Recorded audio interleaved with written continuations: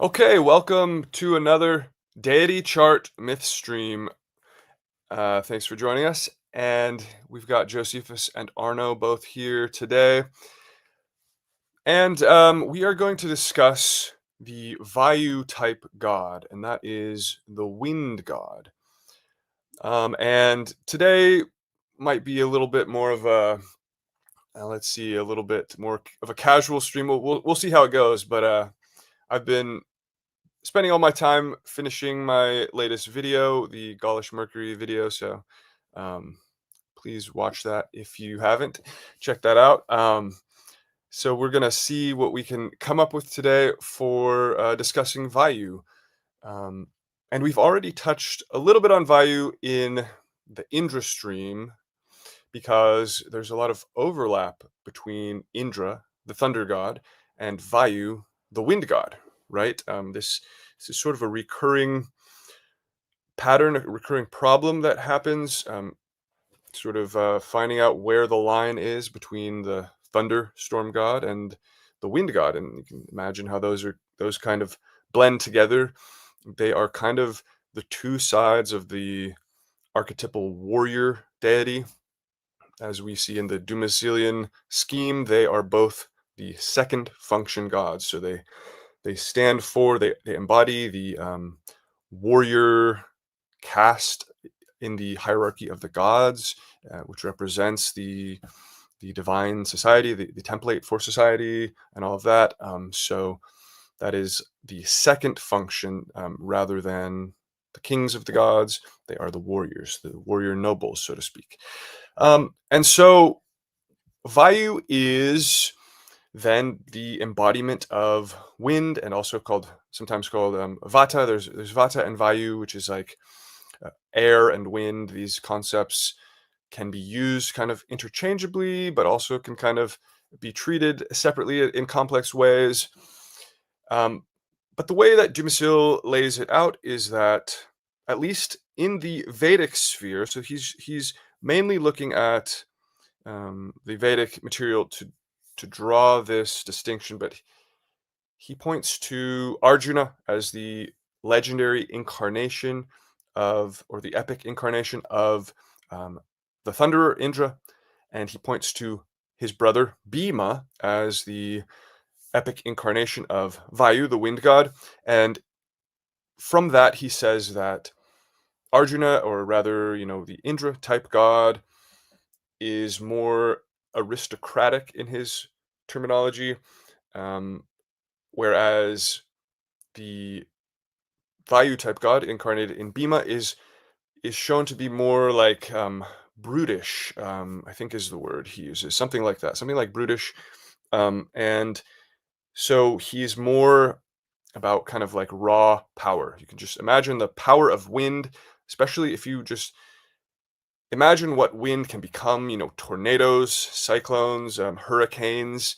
Like, this is the level of intensity that is pictured as the ultimate power of the wind, what the wind can do, just pushing back the waters in the primordial cosmology, and spreading the seeds of life throughout the world, being the breath of life inside of living beings, and all of that is part of what the wind can be. But it is like the raw power of the wind, rather than like the precision strike of the lightning, which is like more what the thunder god can embody, more like a skilled warrior in a way.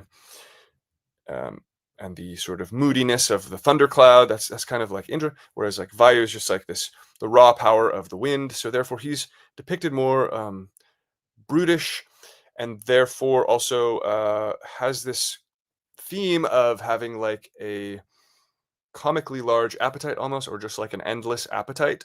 He can eat and eat and eat. Bhima is called wolf-bellied, and this type usually has like a club weapon. And of course, this whole issue of like the weapons, it gets really complicated because weapons can change hands, and they can be different in different branches, as we've seen. Like, the thunderer weapon becomes a sword in the Irish legend of Fergus. So these weapons don't really always stay consistent. So it's not the best detail to hang everything on. But as a theme, this wind god would often have like a club type weapon. So Bhima has an iron mace. It's like his powerful iron mace. So then you get this picture of sort of this strong man figure. He's like incredibly strong. He's like the strongest one, and he has a club weapon and a massive appetite. This starts to paint the picture of sort of what the underlying archetype of the wind god was, which is why it sort of became the most logical connection to see if the dagda of the Irish material would fit with this type, and that's kind of where my starting point was. Just this basic caricature, this basic image of a strongman god with a club type weapon who has a kind of comically large, endless appetite, and it just sort of has raw power, and along with that, I think we'll see if this is true, but there is sort of a comic tone that sometimes connects to the wind god. I think he can be a little played a little bit more. Some more humorous things can happen to him potentially. It sort of fits with that image, as we'll see with like even with Thor, and a little more like, I don't know. I picture, and we can see what you guys think, but Arjuna a little bit more moody. Like Achilles is like this moody, very serious figure, takes offense to things, whereas the Bhima type seems more unfazed and therefore a little bit more like good-humored, good-natured, good-humored, right? I think that echoes into the Dagda, what we see with him potentially. And of course, these things are never black and white. Okay, but we can start by looking at some of the Vayu hymns. And again, there's this complex thing where, according to Dumasil, Vayu traits are already being combined into the Indra of the Rig Veda, according to Dumasil. So Indra is already potentially, when you see the name Indra in the Rig Veda, it's already potentially implying like that he has the wind power and even mythos kind of like flowing into his depiction. So that's quite confusing to be sure about and to pinpoint, but it's one of these questions. And so part of that is that there are hymns to Vayu in the Rig Veda, but some of them are pretty short. They're these little brief mentions, and half of the time, basically, it's the hymns are to Indra and Vayu together. They're just like coming together on their steeds or chariot or whatever to the Soma sacrifice, and that is what they're all about. And so they have this combined power already in those hymns as well. So anyways, there is a distinction absolutely in the Rig Veda between Vayu as his separate god. He has his own hymns. Then there is hymns with them, Indra and Vayu, side by side. And then there are hymns with Indra where it's possible that he's kind of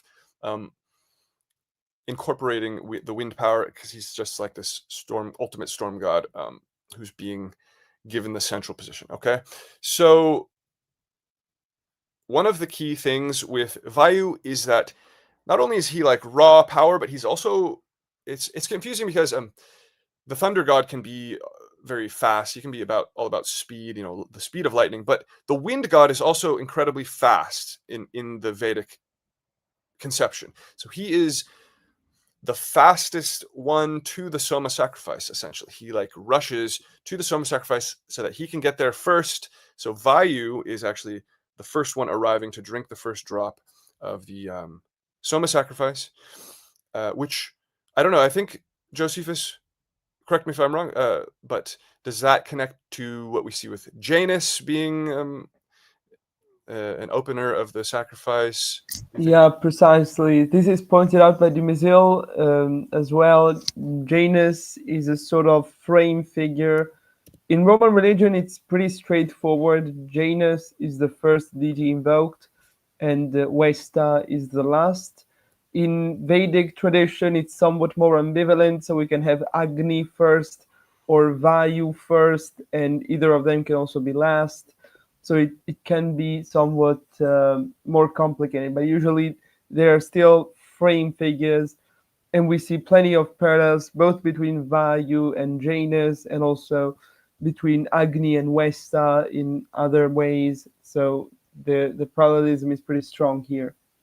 Right. All right. Perfect. So, yeah, I'll just pull up a hymn of from the Rig Veda that seems to embody this. Okay.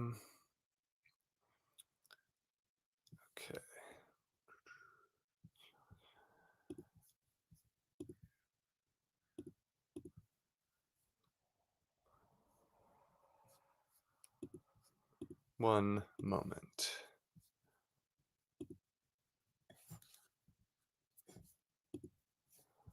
Okay.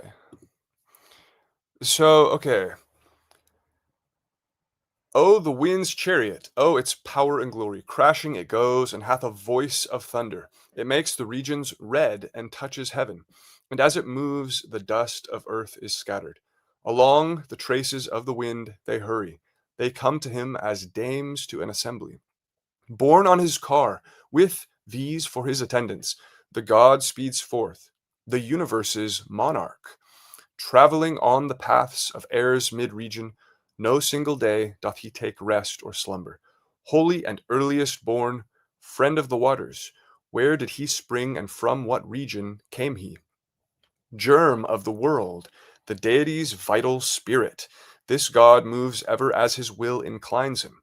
His voice is heard, his shape is ever viewless. Let us adore this wind with our oblation. So this is a great short one that sums up really not just his warrior role, but really his cosmic role as well, pointing to the fact that Vayu really is also identified with the primordial prana. So the airs in the first moment of chaos, we have the vital airs that are prana actually, but they are also airs, so therefore they are Vayu in a sense. Um, but that is like the beginning of everything, the beginning, the seed of the cosmos on that level. And so, yeah, it is, of course, any of those primordial levels are like going to be multiple deities kind of overlapping as their origin point in certain ways, an esoteric concept where Rudra is present in the with the prana. Agni is present as this sort of spark within the prana, and the pranas are their own deities that are sometimes identified with the Rudras and all of that kind of thing. But they are also wind or air, and that is Vayu. So sort of Vayu's higher form um, points back to this prana, which is the life breath. And as it says there, Vayu is the deity's vital spirit, right? So that is pointing back to the vital spirit of prana that is in even the gods, and then in all beings as well. Um, he is he has an invisible shape, theoretically at least. Of course, he appears in myths, but he has this invisibility side. His shape is viewless because he's the wind. He's called the germ of the world. So that's interesting because it also is very similar to a Dagda epithet, or to that. I'll try to reference back to when we discuss the Dagda. But remember that Vayu is called the germ of the world. And so that, of course, points back to all these things we're discussing. The prana. Also, I think there's a concept of the wind god spreading the seeds throughout the world, the germs of life, connected all together with that. Okay, so let me get one other thing here. Do you have anything to add, either of you guys, on the Vedic material here while we look at hymns?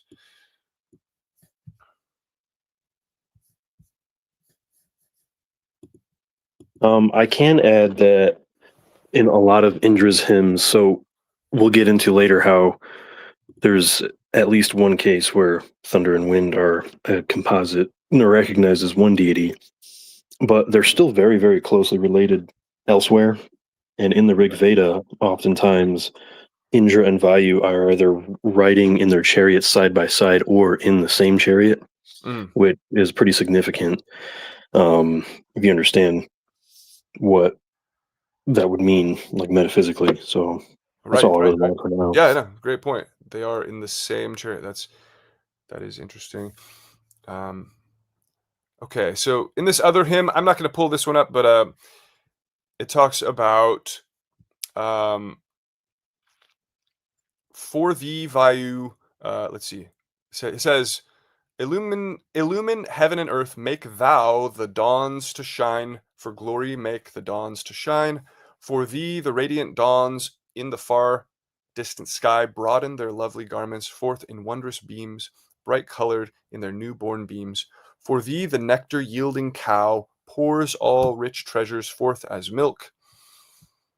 For thee, all cows are milked to yield the soma milk, to yield the butter and the milk. So there is a theme of Vayu somehow making cows yield milk, right? And even that then connects to the soma as milk, soma mixed with milk and being symbolically milk. Okay, and then one other one here. It repeatedly says that Vayu gets like the first taste of the soma, so that is interesting. He also is said to have a store of Amrita, like his own store, stored away somewhere, which is another interesting detail. These kinds of things make me think of the Dagda with his special cauldron, the undry cauldron that never runs out. He has his own special cauldron of what have you, of sustenance, whereas Vayu has his like special Amrita store and is all about coming to the Soma sacrifice and that sort of thing. Let's see, just trying to find the right hymn to pull up here.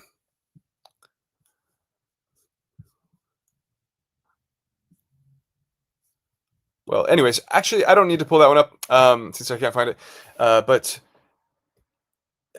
there is a hymn that I kind of adapted to the Irish deities, and it begins with invoking the Dagda. Invoking Vayu, and the adaptation invokes the Dagda, of course. And it says, come to drink this this soma, the juice that is mixed with milk. It is again this theme of the milk, and then he is opening this long sequence of other gods, which are then told one after another. But he's very much at the head of this hymn, so it just really strongly reiterates this concept of him being the opening god of the sacrifice, which it's a powerful image to me. Okay, so yeah, let's just jump ahead then. I think that covers the groundwork. So let's jump over to if you have some Mediterranean points you want to get started with, Josephus. Does that sound good? Of course. So here we have a bunch of texts that are relevant. In the Greek area, I think that most of the wind deity kind of material has been conflated into Heracles, and Dumézil also talks about it and about the contrast between Heracles, who is like Bhima, a deity. Well, Heracles and Bhima are incarnations of deities, but basically a lone warrior who uses brute force or some sort of club kind of weapon, as opposed to Achilles and Arjuna in their respective traditions, who are fully fledged warriors who can use a variety of weapons and fight very well as part of a wider army with their charioteers and other assistants and co-fighters. That being said, there is an interesting point to be made about Aeolus, the god who is not really a god, at least in the earliest sources of wind. He's said to be a king who has the power over the winds in the Odyssey, and his name seemingly is very very closely related to the name of Ajax, which in Greek is Aias, whereas Aeolus is Aiolos. So you can see here that according to this etymological dictionary, which is the go-to source for Greek etymology, at least as far as I know, at least as far as my professor holds. And this dictionary holds the name of Aias, so Ajax, to be a hyperchristic, so a sort of a shortened form of Aiolos. And it's interesting because Aiolos seems to parallel Vayu as a person associated with wind, whereas Aias, Ajax, seems to parallel Vayu as a strong brute force warrior, um, and he obviously has a prominent role in the Trojan War, just like Bhima in the Kurukshetra War. So maybe there's something about the winged god mythos that got into these two characters as well. Going to Rome, we have already mentioned Janus. So here we go back to Janus. We have already dealt with this god in another live stream.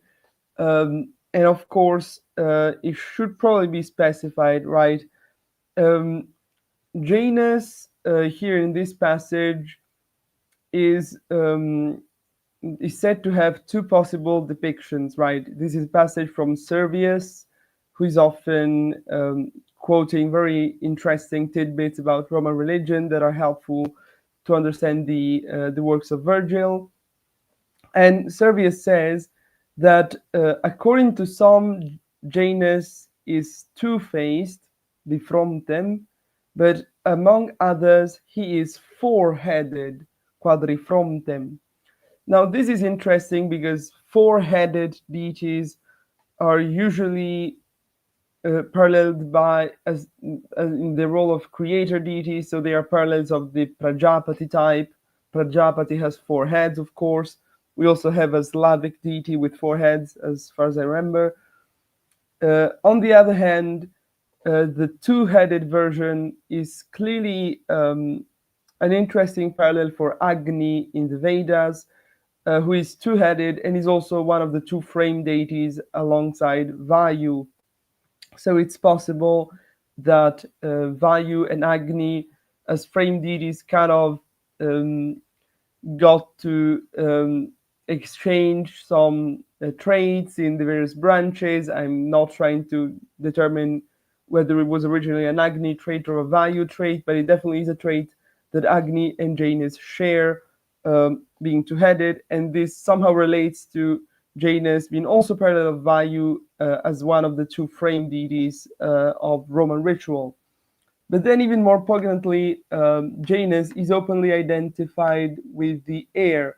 Again, here we have Servius, and literally he writes that some believe Janus to be air. So, also interestingly, he says that he is believed to be the father of voice. So, go back to our Canon's stream. Obviously, because air is the vehicle for sound to travel from the mouth to the ears, right? So this is clearly paralleled also in Vedic material. Yeah, I just wanted to say real quick. That's an interesting point because the Dagda is called King of Speech, and I connected that same kind of concept as the wind, the air is the king of speech because it's the breath and all of that. So it's a nice Janus to Dagda parallel as well. Yeah, definitely. Then we also have again two other epithets, Clusivium and Patulcium. Here, these two epithets mean the one who closes and the one who opens. So once again, this relates to Vayu as one of the two frame deities in Vedic religion, opening and closing rituals. In Janus' case, he usually opens rituals, but he can both open and close war. So that's why both epithets are kept in Roman tradition.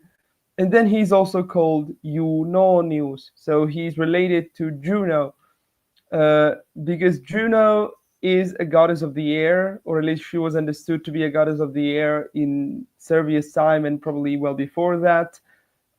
So obviously, Janus being associated with Juno they are celebrated together on the October new moon, if one wants to have a look at the ancient Roman calendar, for purification of the army. But especially the fact that he's associated with her plays into Janus as a god of air, which is one of the elements that allows to compare him to Vayu. That being said, Janus is not the only and probably not the main parallel to Vayu in Roman tradition. The main parallel, in my opinion, is Semo. Now, this deity is little known. You can actually struggle to find references to him. We have this passage from Ovid, which is really interesting, in which he asks himself whether this particular holiday is sacred to Sancus, Fidius, or Semo. Now, these three names, Ovid concludes, are three names for the same deity. However, there is an issue with that. Sancus is a name of Sabellic origin, so obviously it was brought to Rome by the Sabellic part of the population. Fidius is a name that can only have been created within Latin language, so obviously it was part of the Latin tradition in the city of Rome. But what about Semo? Now, we don't know for sure whether it's Sabellic or whether it's Latin, but either way, it would be redundant, right? Now, why don't we know? Because there's a sound change that is very rarely attested that happens to be relevant to the name of Semo. We'll get back to that later. So presumably, even if Sancus and Fidius can be understood as being originally two local versions or two quote-unquote tribal versions of the same deity, Semo probably was not. Thankfully, the etymology of his name does help us.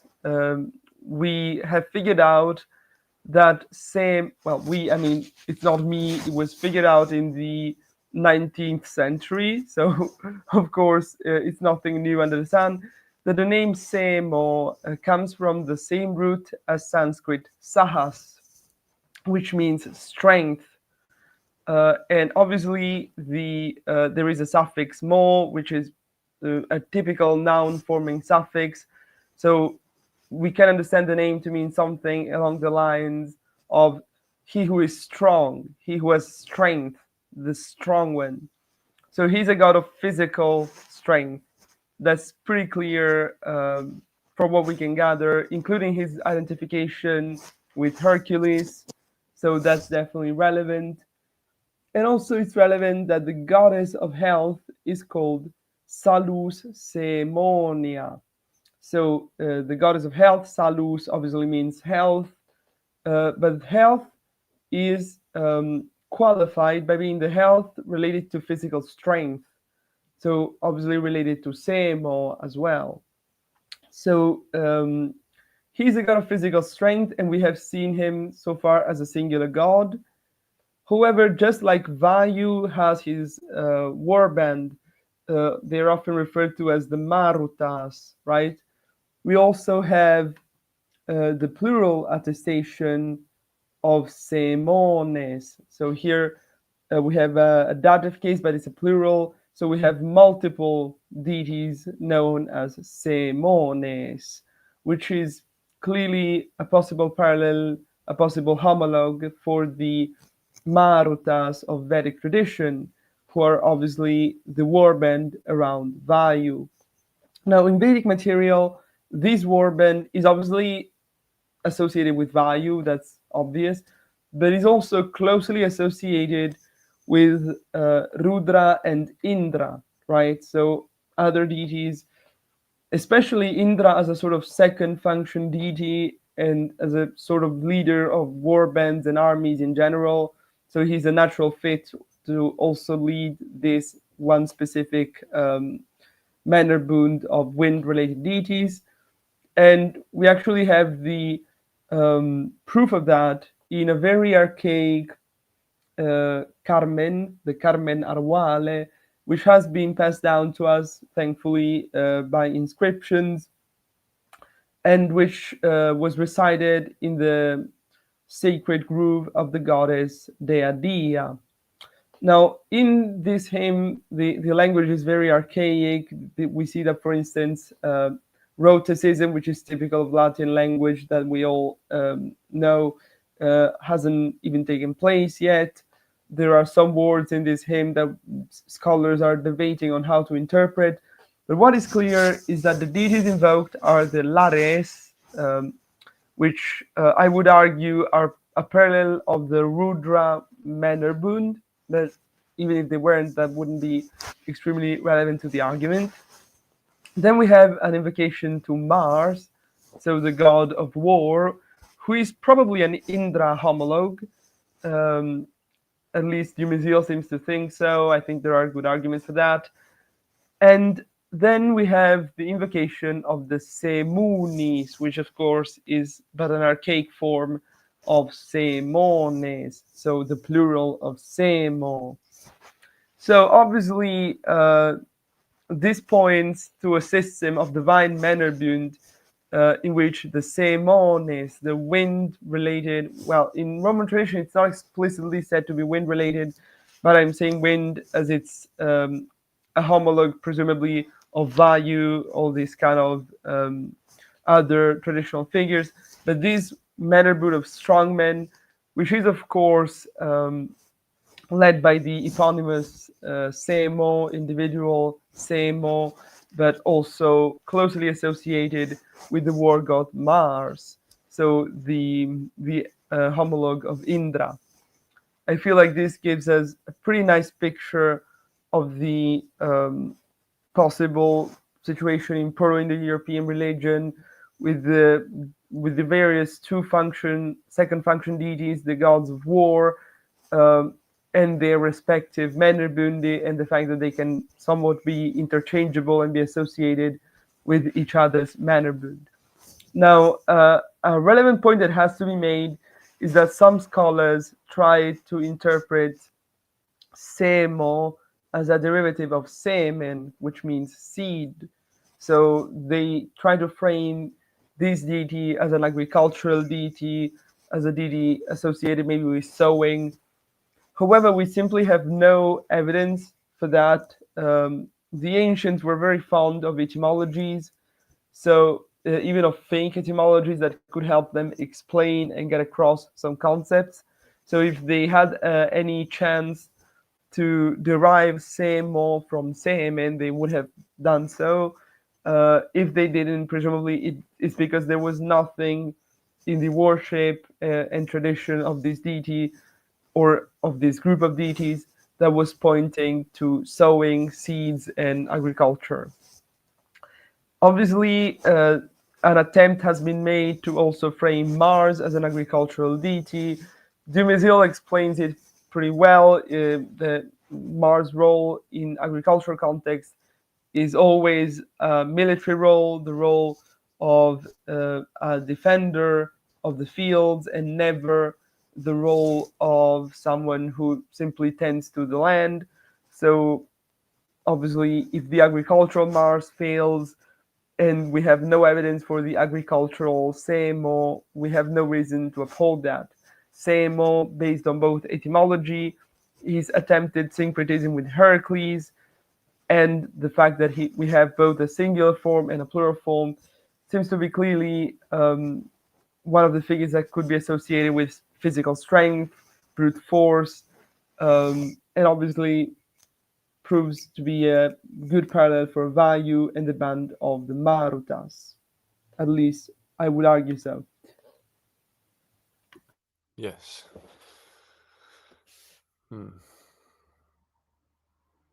So that really that figure Semosancus very much embodies the sort of warrior side of this Vayu type for the Romans, whereas Janus doesn't really have a warrior depiction very much, right?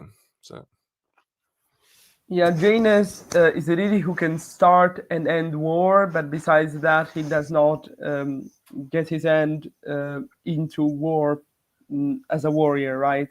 Mhm. So this fits really well with Janus as a frame deity, and also inspired by Vayu when Vayu functions as a frame deity.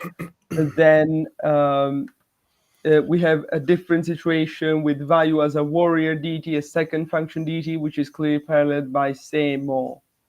So are we sort of seeing Janus as this more of the prana overlapping with Prajapati level, where that kind of has a Vayu side to it, whereas Semosankus is more the Vayu as the second function warrior. Is that the proper distinction, or how would you frame Yeah, that? I think your explanation works well. Yeah.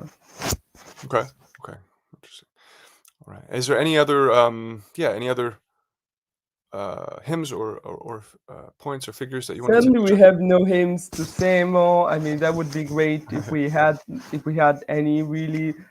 As for Janus, we have already discussed him and even Mhm. his connection to air in the other video about Prajapati type deities. So that's pretty much it. Right. Okay. Excellent. So I just wanted to mention one or two things because I think you covered Samo very well, and I don't really have more material than what you already brought up on that. But for Janus, he always did have some interesting points of connection, like I mentioned to the Dagda. Um, because another thing is that, and maybe you can obviously respond to whether some of these epithets are legitimate or being interpreted correctly on Wikipedia and wherever else. But there is this title listed here for Janus as Duonus Cerus, so Duonuscerus, and it's explained as the good creator. Now that's interesting. Yes. Yeah. So that's, I Uh, mean, it's like the creator, that could be a general epithet that could be passed to many different types of gods. So it's not like an absolute thing, but do you think that's a legitimate translation and epithet? Yeah, the translation is legitimate. It's discussed by Vero, and Vero also notices that sometimes you can find the form Duonus Cerus, and sometimes the forms Cerus Manus. They both mean good creator. The point is that this epithet clearly ties into Janus as a sort of Prajapati type. I think it's pretty straightforward in this case, as opposed to maybe epithets such as Eunonius or such as Patulcius, which would rather point more in the value direction, in my opinion. Well, it's an interesting point, and it may imply an overlap of Vayu and Prajapati, because there are points in the Vedic material where Prajapati is identified with Vayu even. So that's an important thing to get across, and that could be echoed in other branches in esoteric ways, I think. Um, so yeah, it's complicated because Prajapati gets identified with Soma, gets identified with Agni, all these things because he's this totality figure. But what's interesting is the Dagda has an epithet that is I'm not sure how to pronounce it, but maybe Kera, Cera, whereas this is Cerus for Janus. I'm assuming these are words that come from the same word, same root, because yeah, this Cera for the Dagda. One of the translations is that it means creator, again from this same sort of root. But there are alternate. Let's see. It says another possibility is that it can come from a word meaning jet. So I'm assuming jet, as in black, jet black maybe, but it could. I'm not sure exactly if it means like a jet of air or a jet, maybe a jet of air. I'm not sure, but the citation for that is Monahan's Celtic dictionary or whatever, page 83. So you can look that up. But anyways, Cera for the Dagda, it can mean creator potentially. Now, also the Dagda is his name means the good God or the excellent God. So he is technically the good God who is Kera, which could mean creator. So he could be the good creator as well, is what I'm saying, if you put those things together.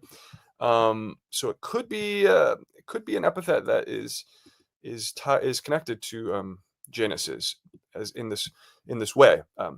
But there are different problems with that, as I mentioned. And then Vayu himself is called, let's see, Hanyalaria, which is translated as creator. Or actually, sorry, that is, let's see, is that Bima or Han? Shouldn't be Bima, right? But well, that's something I'll have to pinpoint. Either Bima or Vayu has this epithet Hanyalaria, and it supposedly, according to Wikipedia, means creator as well. So there's a possibility that the wind god has an epithet floating around there, implying creator in some sense. Of course, this can be complicated because different types of gods could be seen as a creator, but it could be in completely different ways. We don't really know. And so that it may or may not come from a shared origin. But it is something to sort of, I think, keep open as a possibility that there's this like concept of the wind god having a role in creation. Doesn't mean they're the sole or only definitely. creator, but Someone a in the role. comments was mentioning pneuma, which is spirit in Greek, and which is sort of the missing link between physicality and something more metaphysical. So definitely the relevance of air and breath. I'm also thinking of the pranas in Indian tradition. So there's a lot to go on Yeah, with the connections between wind deities or air deities and creation deities. right. Yeah, definitely. Right, exactly. Okay, let's see. Let's see if I can a good host at a banquet. Okay, so this is another epithet of Janus, and I'm not going to be able to read these very well. Maybe I'll just okay, I'll just try. I'll try my best. Coenulus, Coenulus, Koinulus. Yeah, Coenulus, Coenulus. or probably it's a hyper-corrected form in late antiquity for Caenulus. Right. So etymologically, the god of dinner, right? Yeah, Caen yeah. is the And name this of is dinner in Latin. and Yeah. it's from a Greek word actually, and it says it's not attested by Latin sources. So I don't know. Yeah, I we don't have really understand at what's least two happening. epithets which are only documented in Greek. Yeah, So one of them is presumably Caenulus. The and other then one, Kibulius, i- yeah, there Kibulius. Kibulius. There's also Hmm. speculated Libo. Hmm. In Greek, it's given as Popanon, so as the god of Popana, which are a kind of pastry or cake. And Okay. so it's speculated that he was associated maybe with Libum, but it's possible it was Trues or other kind of pastry that are attested as offerings for Janus in Rome. So yeah, he definitely was associated with cooking to some degree, and that definitely plays into the the wind god Hmm. character. Bhima is a cook, And so is and the Dagda. yeah, definitely the Dagda with famous cooking skills, the cauldron. So yeah, definitely it plays into that kind of parallelism. Yeah, definitely that kind Yeah, of comparison. yeah. It's interesting. So it says okay, good host at banquet or concerning food and nurture. It says Canulius is indubitably an epithet of Janus, and the adjective used to explain it, meaning to present and to treat well at dinner, was used in a ritual invocation before meals, wishing the dinners to make good flesh. Yeah, okay. So it's something to So let me consider. see if I can actually get the passage from Macrobius, or at least a similar passage or related passage in which he discusses um, the goddess Karna, who is the wife of Janus, or well, if not a wife, something not too different from that. And she is a goddess associated with the flesh, so maybe Mhm. with like Yeah, also a series of organs. So if I can get that citation, right. maybe there's something relevant, maybe not, but no harm in trying. Yeah, no harm in trying. So yeah, just to reiterate or clarify that, Bhima is the incarnation of Vayu. Each of the brothers of the Pandavas, they take on a certain job when they are in exile, and they're um, at the court of another king, staying with him in exile. And Bhima takes on the role of the cook, and so that is supposed to express some mythical aspect of the underlying god. Like the Ashvins take on the job of being horse and cattle caretakers, connecting with their role, connected to those things and that sort of thing. So Bhima becoming a cook, it connects to his role, and the Dagda, he has his famous cauldron.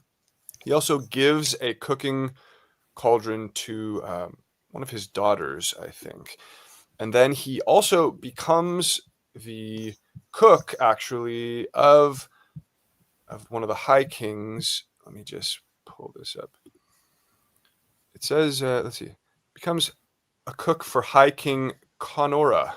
So that is another thread to look up. But apparently he actually becomes the cook in a story for the High King Conora, Connora. So In the meantime, I found a passage in Macrobius about Karna. It doesn't specifically mention Janus, however, we do know Karna to be the partner of Janus in some fashion or another, possibly even a violent fashion, according to Ovid. And we also see that Karna was celebrated on the calends. The calends are usually sacred to Janus and Juno. So once again, some sort of Vayu connection is not too far-fetched. Maybe Karna as a sort of dunamis, like the female potency of the deity, especially in the role of a deity of the deity Vayu, of the Vayu type, as a cook, right? That could be an explanation here. Yeah. Okay. All right. Well, that's all I wanted to touch on for that for now. So Arno, I know we've mentioned Thor and we've touched on the basics of this issue for Thor. Are there any points regarding Thor that epitomize or clarify the wind side of Thor for you, or ways that you that the distinction between sort of the thunder and wind aspects can be clarified for Thor, in your opinion?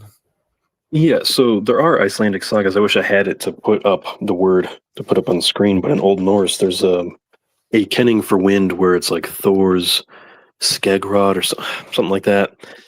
It essentially means beard voice. And you can kind of tell from one of the, I forget the name of the idol, but there's an archaeological idol we have of Thor where he's parting his beard. Some people think that he's like holding his hammer, but that's not what he's doing. He's parting his beard, and the end of his beard is meant to look like, you know, gusts of wind pluming. And there are some archaeological Mjolnir finds that also depict a face on the Mjolnir blowing wind out of his mouth. But Right. mythologically, I've noticed that when in pantheons where the wind and thunder god are separate, their respective chaos comps with a serpent or a monster kind of do the opposite in terms of liberating waters or causing waters to recede. And I think that would have to do with the tides. With Thor, you see him he's the only one that kind of affects the tides when he visits Utgard Loki's hall and ends up drinking the water level, the whole sea level lower. And Yeah, great then point. you also were comparing Thor tossing that rock into Galp to stop the flow of that river that was impeding him to the Dagda and that octopus. Right. I can go into that in after Yeah. after we cover the basics if we want. There's also on Thor's way to our Utgard Loki's hall. He's traveling with Loki, and they come to a farmer's house, and he slaughters his goats to as like a hospitality thing to help feed them for as a thank you for them giving Thor and Loki lodging. But he warns them to not meddle with the bones, and the farmer's son breaks one of the leg bones in the middle of the night to suck the marrow out. And Thor, in the morning, uses his hammer to, after rearranging the bones, to bring the goats back to life, but one of them is lame because of what the farmer's son had done to the leg. And Thor becomes very furious and all that. But that power of bringing life back to dead things with the weapon is something that the Dagda and the Iranian Vayu are both very well known for. And I remember earlier in the year, I was rewatching Fortress of Luz Thor video where he brought up that particular thing as couldn't possibly be, Hmm. a power of Mjolnir's trying to, counter argue against it, but it, in my opinion, was not very convincing. That's interesting. So even though explicitly Thor does so in the story, he was trying to uh, say that it wasn't like connected to the weapon, or that it wasn't originally. How He was was he? saying it wasn't a power of Mjolnir itself; it was like a ritual Oh yeah, yeah. that had because he was arranging the bones and everything. But I Okay. mean, he knocks the bones with the hammer, and that is what brings them to life. So it's a little, Yeah. you know, Yeah. Yeah, of course, like there could be a ritual element to it, but it's still a myth of the god and his what he's doing with his weapon. So yeah, that is interesting. Yeah, because yeah, like you said, that's very similar to what the Dagda does with his club weapon once again. Um, I'd be skeptical of that having no connection to the weapon. But you never know, of course. We're all just trying to make arguments. Can't say for sure, but yeah, it seems to connect. Okay, so and then he has, we've touched on Thor has like the comically large appetite. He has the club weapon. He has a comic element that's in some of his stories, like cross dressing and other things like that. What else? What else in Thor's mythos is sort of like a comic side that might be Vayu related, I guess. well, so this is, I think, the excessive displays of manliness with whether it's the appetite or the sexuality or drinking copious amounts of alcohol. These are, They could, displayed by both yeah, thunder both. and wind Yeah, yeah, gods. definitely could be in Um, the or Fergus esque as well. yes, they're so kind of like how Fargus. I mean, this is more of a thunder god thing, but this is in that area of overlap between the two.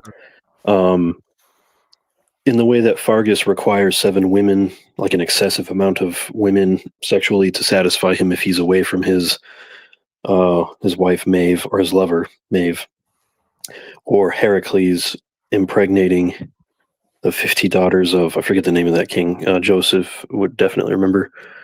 Um, it's like, an excessive amount of, female sexual partners. There is a saga, I think it's in um, the Eirik Einhendi saga, um, someone of the one hand, where Thor got like 18 Jotun sisters or slept with them. I don't know if he got them pregnant or something like that, but there's that. There's also his wife Sif. There is an anonymous Thuler, which is like a reckoning or a list called Yarthar Haiti, which means names of Earth, and it gives so many different names. And there's only one other goddess's name who is included in the list, because I know there's a lot of people who think Frigg is Eorth or Fjörgen. But in the Scandinavian lore, there's a distinction. The only other goddess's name is Sif, Thor's wife. So he is simultaneously the son and husband of Earth. And I think that this holy marriage with Earth might be more of a wind. It's both a thunder and wind god thing, but they both contribute to the fertility of the land in different ways. And then you have this god Thor, named Thunder, who mythically is indistinct from the wind god as well. And it causes virtually no contradictions or issues at all. So I don't know if I would say that that's particularly an a wind god thing to be married to Earth alone, but that's all Right. that I really have to list Yeah, off. no, that's good. So wait, in that first saga, the first thing you mentioned about Thor, you were saying that there is something about him connected to wind directly in that or in another place. Yes, it's. I would have to look. I would Yeah, have to look it up again, but I do know that there's an Icelandic saga where wind is called Thor's beard voice, right. and And I remember this. it's It's a key thing. yeah, and it's not because there is like a unique Thor cult sort of like thing happening in Iceland, but archaeology reveals that this was a thing about Thor that was recognized before anybody went to Iceland. Yeah, With that idol and then the Mjolnirs that were found across Scandinavia depicting, and it's not a crazy overlap for thunder and wind to be the same, but yeah, there is like, whether he's parting his beard in the idol or blowing wind out of his mouth on these Mjolnirs. yeah. I think it's pretty Wrong. conclusive. I Clear. think so. Yeah, I think so too. So we'll have to find that for people, but it is something that people will ask. He seems like his weapon is supposed to connect him to lightning and thunder, and his name is supposed to connect him to thunder. So there will be people who will question this. So it's good to have direct connections to wind like that one. But the deeper thing that Dumisil argues is that there is a certain profile of the wind type god, and it is this sort of strong man who's a little more brutish with club weapon. Well, of course, again, the Vajra is a complicated issue because the Vajra itself is like a club. It's like a complicated type of weird club thing. So it's actually even the club issue is difficult. Okay, but in any case, the appetite, the excessive appetite, and the comic aspect and the brutishness. This is supposed to be more the wind rather than the thunder, and that there is this constant overlap of these, anyways. So it's confusing. But we can go into some of the Celtic stuff with the Dagda, which, when you then reflect that back on Thor, it can help pinpoint, I think, some of the myths that are more wind related, because the Dagda, to me, I think, seems more clearly a sort of wind god with less of a thunder aspect. I mean, the wind god can be a storm god in total as well, and so these things can flow either direction. But we do have Turin as this potential, individualized thunderer Thor type, and his son Brian is undertakes a sort of set of tasks that are similar to the labors of Heracles in some ways. So there's this sort of grouping of Turin and his sons which that seems to be more connected to the Thunderer mythos. And then of course Fergus has his own myth types that are not seen really overlapping with the Dagda. So to me, the Dagda is like this total wind god, as well as like seen kind of in his highest level, his ultimate cosmic power. He's not really reduced. You could argue that Heracles is a bit reduced to the heroic side of this god type. You could even argue, as we just said, that Semosancus is more the narrowed warrior aspect in some ways, but the Dagda seems more this high level, encompassing wind and prana type god, who then can esoterically overlap with the highest of the gods and things like that. But with the Dagda, we have, like you just mentioned, the staff that can revive, that can give and take life. And I go into, in my Vayu in Dagda video, how there is, in the Iranic material, a very clear concept that there are two sides to the god Vata, or rather, his name is Vai, or Y, W-A-Y. So I'm not sure if that's pronounced Y or Vi. So he has the good and bad Vi, the good and bad Y, let's say, and these give and take the life breath. It's a very simple and very clear concept that the wind god both gives and takes the life breath, and therefore gives and takes life. And so he can put life breath back into you. He has these two sides. Well, the Dagda has his staff that one end gives life and one end takes life. See, it is potentially the exact same concept. And I also think it possible that this connects to why the Dagda is called the good god. Well, okay, it's tricky because the word supposedly, the name the Dagda supposedly connects more to like quality, like the good quality, like excellentness of something. So he's like efficacious, powerful, because he's demonstrating that he can do all the things in war. Therefore, he is multiply excellent at all these things. He has the power. He somehow is connected to the power of things, right?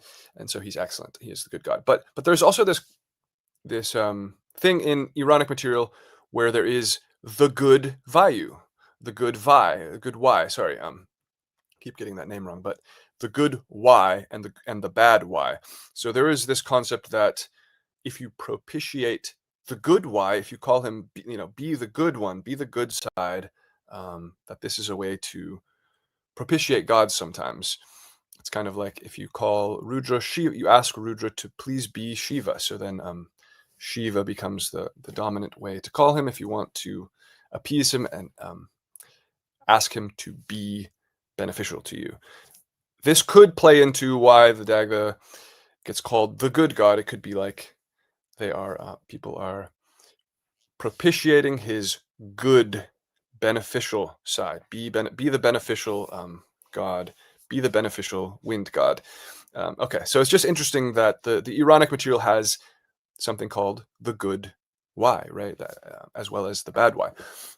Anyways, that shows these two sides of giving and taking life. It's part of the wind god, and the Dagda plays that out with his staff. But even more, you can look more at this staff, and it has a key role. It's sort of most famous usage, other than giving and taking life. And it's possible these are two different weapons, but I'm not really sure about that. I think that's it might be a meaningless distinction. But we have, let's see, in the Din Shenahas of Murthevnia. Let's see. Let me pull this up. Of Moy Murthevnia.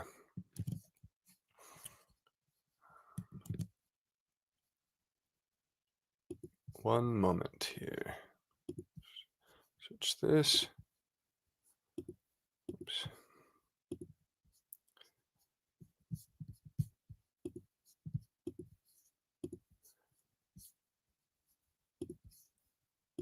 All right, so this is the most famous kind of event where the Dagda uses his staff.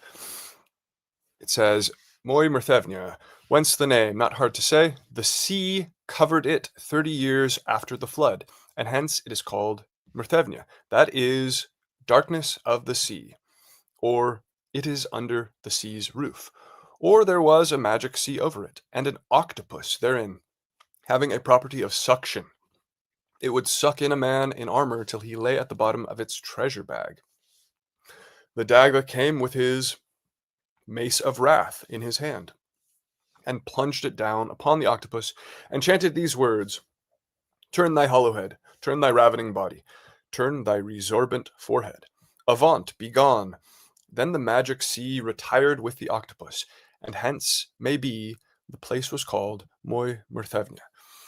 Okay, so it's clear that this plane that is covered with a magic sea, it has the name Myrthevnia, which means darkness of the sea, or even dark sea, and that is the very exact name that we see as the brother of Bila in the Sons of Mil creation myth, and this Myrthevnia is the son of Breogan, okay, the son of Breogan and the brother of Bila, right? And so I've argued that Myrthevnia, this figure in the creation myth, is horizontally juxtaposed with his brother Bila, who's the sacred tree god, and that therefore Myrthevnia actually is the name of the primordial dark sea in the creation myth.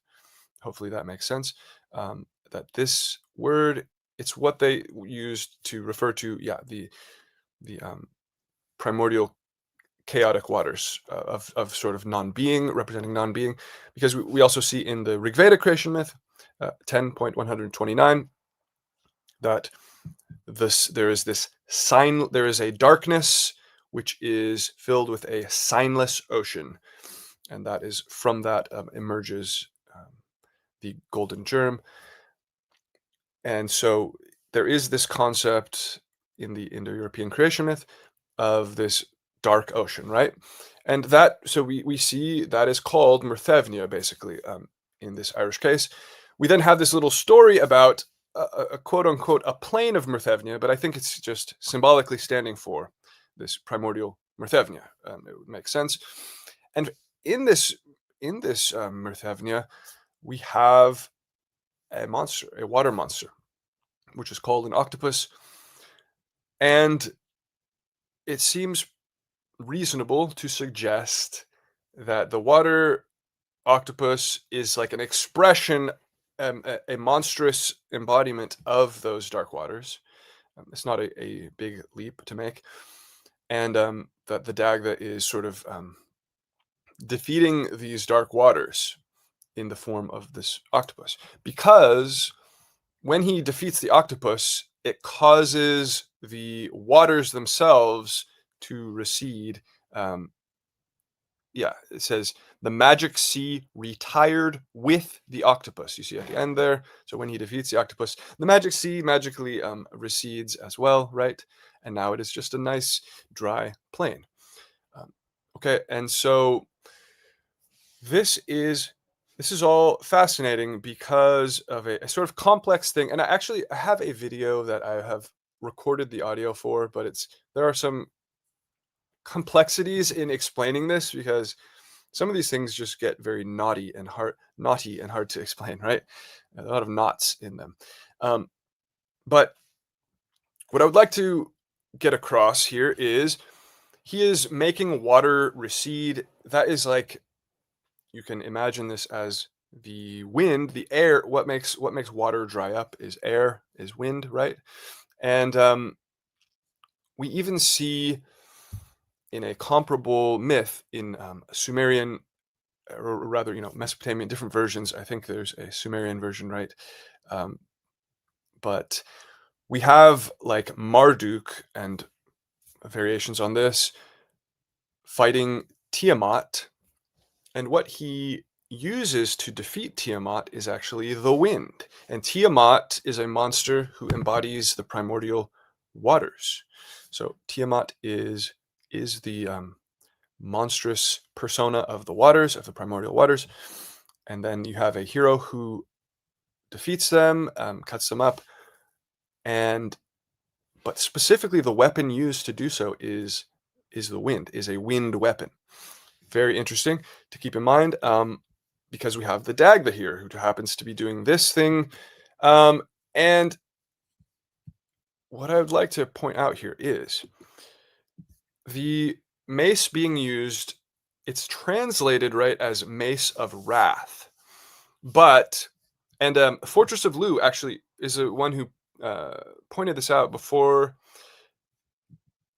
It is that this word for the mace that's being translated as wrath, it's more complicated than that actually, and it is quite complicated actually, and so I'm going to present sort of one possibility. It's partly speculative, but Fortress of Lu connected this to sort of contemporary modern uses of the word that we find, and the word is Anudha, so it's ANFUD or ANFADH, different spellings, but there is this an, and then this second, the main part of the word is FUD or FADH, so the whole word is something like Anudha. The F is sort of silent or lenited, I'm not sure, and but so if we pull up, let's see, here's one description of it. Okay, so FETH, and that's E with an accent, so it is, let's see, it means breeze or wind, and on can be a different sort of intensification. It can be an intensifier, or I think it has two possibilities here. So let me see this. Let me pull this up.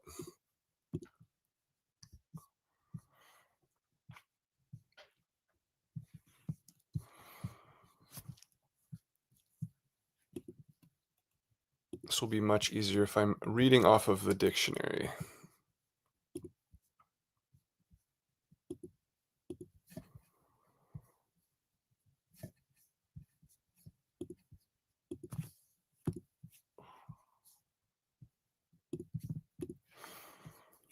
Okay. So magic mist. But then for meaning number 2, it says connected with Seth, meaning blow, question mark. And then it says, if the suggested derivation is right, the original meaning may be a breeze. And so they had fair breeze, and there are cited usages of that word. And then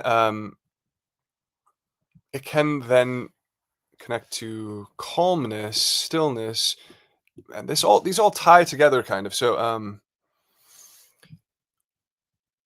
if you put an, if you put the an in front of it, I believe the argument is that it can either be an intensifier or a negation, and it is a bit unclear. So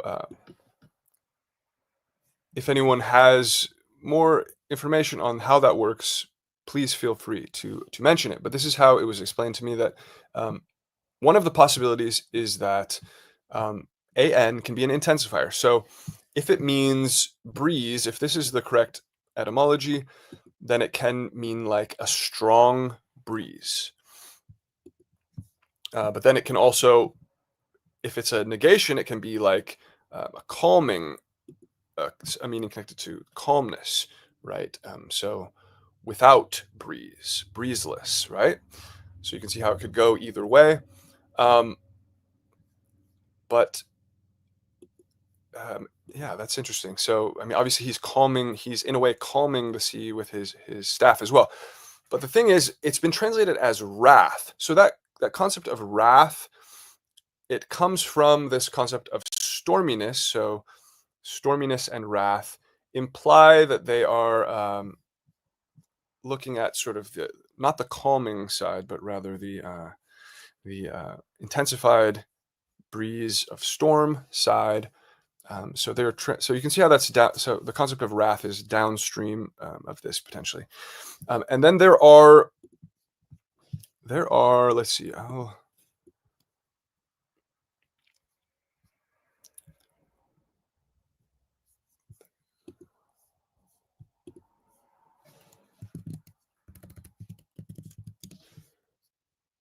one second.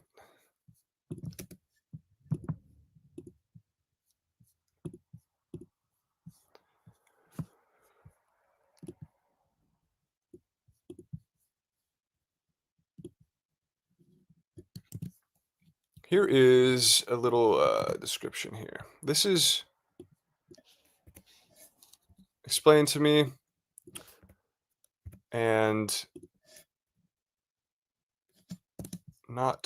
these are not my own words here, but let's pop this up here. So in modern Gaelic, at least, anotha or anotha means disturbed / stormy roaring sea, or a storm or roaring at sea, or breath power. And so then the Irish there is, I'm not going to be able to pronounce this, but THA, and then anotha math aiga. He has good breath capacity or a good set of lungs. Okay, so the point is there are even modern expressions using this word, tying directly to breath capacity and a good set of lungs. And this is what Fortress of Lugh brought up. Okay, so there are interpretations of this word that directly connect to breeze, as we see here in Edil, and then even directly connect to the power of the breath. So that is, it's complicated, and there are some unclear and debated issues with that. But you can see how the translation as Mace of Wrath may be completely missing the underlying etymological meanings that may have been part of the original meaning of what this staff actually was. So there is the possibility that this staff is actually a staff of strong breeze, a staff of strong breeze that is even connected to staff of breath power, okay, or connected secondarily to the power of breath and things like that. And even if there are not attested meanings of that in our record of text of it being used exactly like that, it doesn't mean it may not have been at different times. Okay, so all right, yeah, thank you. Anybody who actually speaks and can pronounce these Gaelic words, feel free to chime in and all that. So all right, yeah, interesting. Okay, so that is fascinating. This may be, I'm not explaining this well, obviously, but you can see for yourself in the dictionary that this may be a really key part of what this staff is and what is happening in this myth. Because if it's questionable what the word for the staff means, you can see what it's actually doing in the story. It is quite literally making the waters recede and dry up. And there's a direct parallel to a similar battle with Tiamat, where it very much is the wind weapon who does essentially the same thing. Therefore, you can make a strong argument based on these pieces that what we have here with the Dagda is like a Tiamat type of battle. So that is, that makes the most sense of all of the information to me. And just with this etymology, it reinforces the rest of what we see with the Dagda, which are wind god traits, right? So it would make sense that his staff, there's sort of a mutually reinforcing argument from both sides, that his staff may mean staff of strong breeze, and he himself embodies lots of other wind traits. So these kind of fit together to make a coherent picture. From that, what is fascinating further is that the Dagda is the consort of the Morrigan, right? And the Morrigan is this complicated figure who overlaps with the figure of Danu in the texts.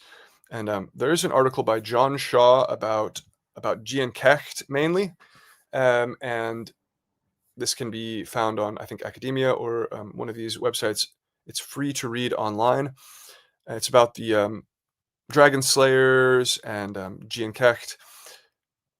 And in any case, it goes into the details of how the Morrigan and Danu, and Anu rather, which is the other form of Danu, essentially the actually attested form, because the name Danu itself, it's not attested directly. There's instead that we have Anu and we have Danand, and then there is the argument that the name Anu is just, the D has been cut off in this in sort of a well-known pattern, and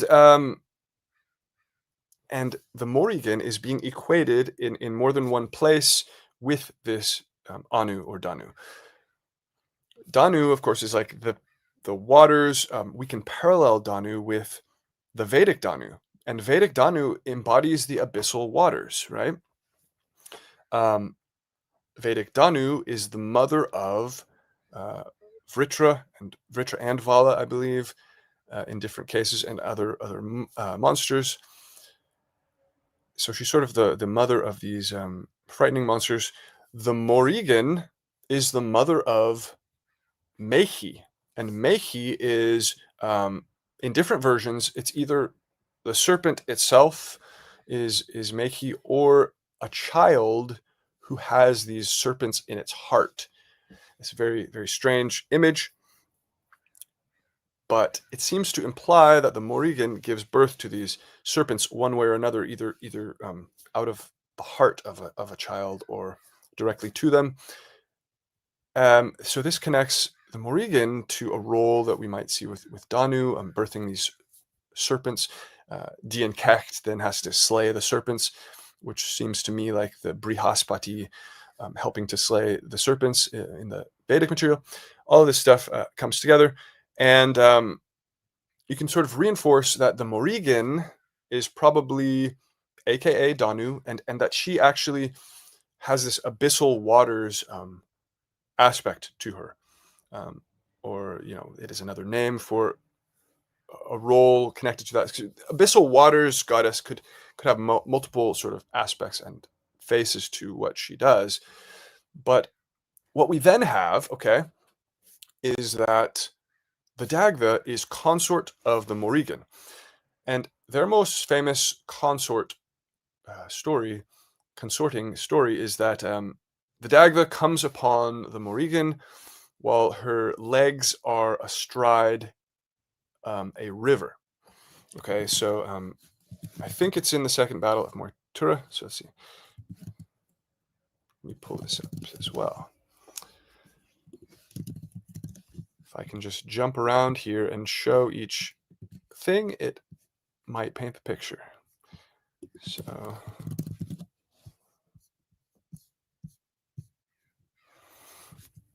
all right, I'll just read from this.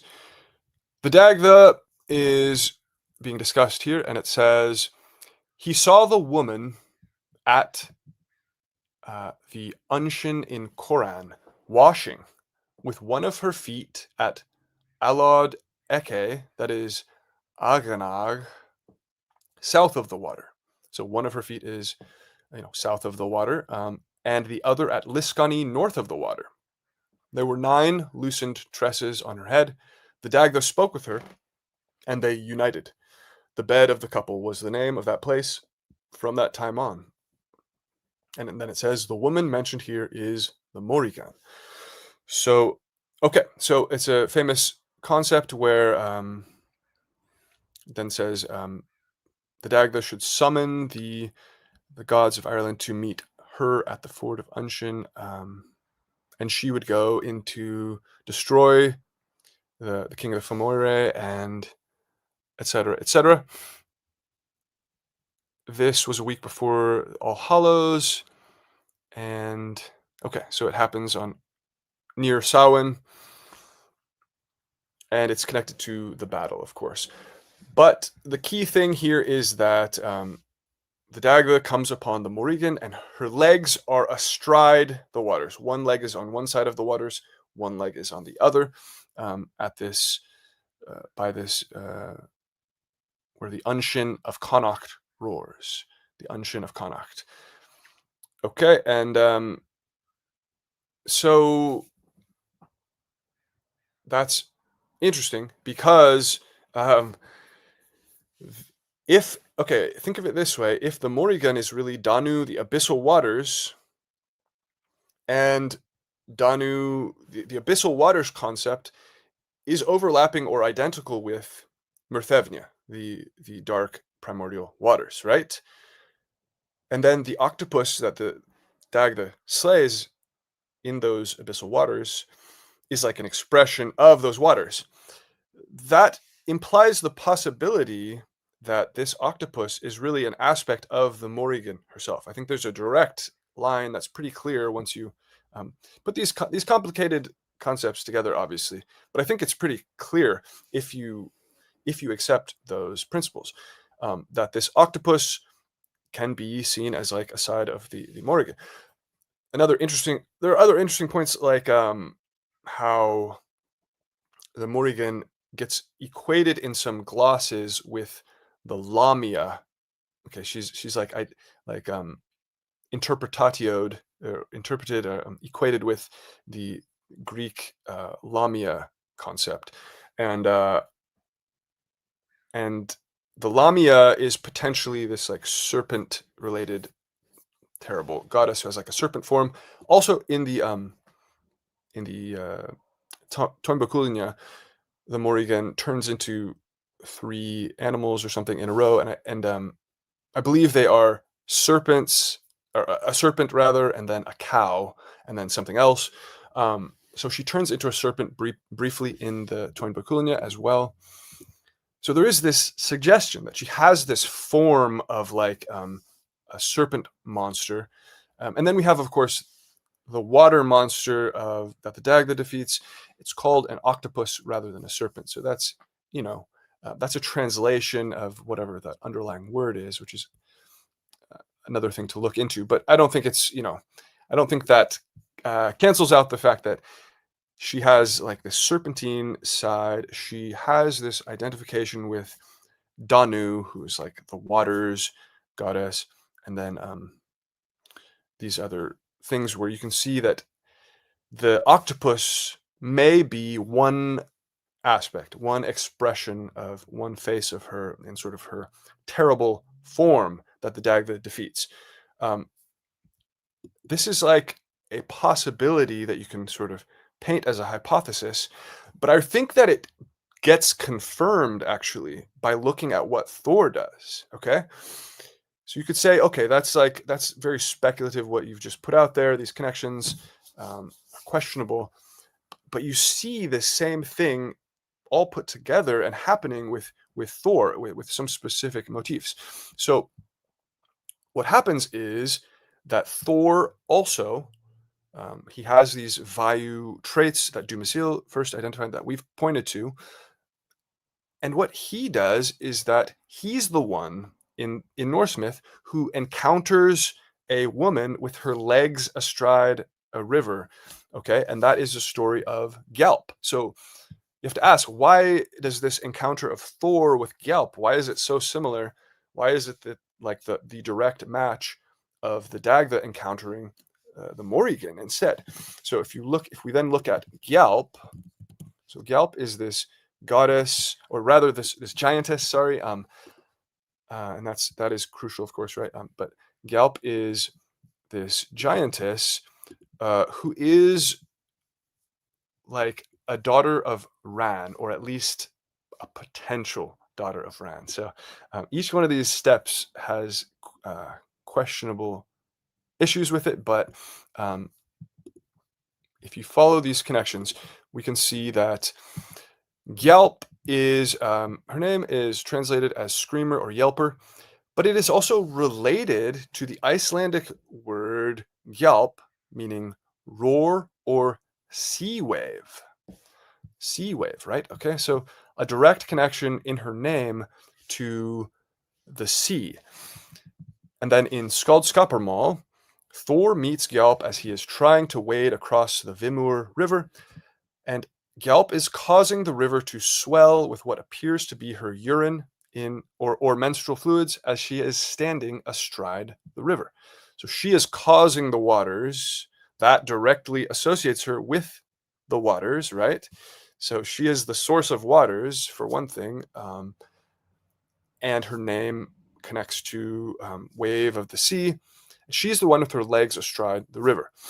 So, but instead of uniting with her in this story, Thor directly attacks her in a way.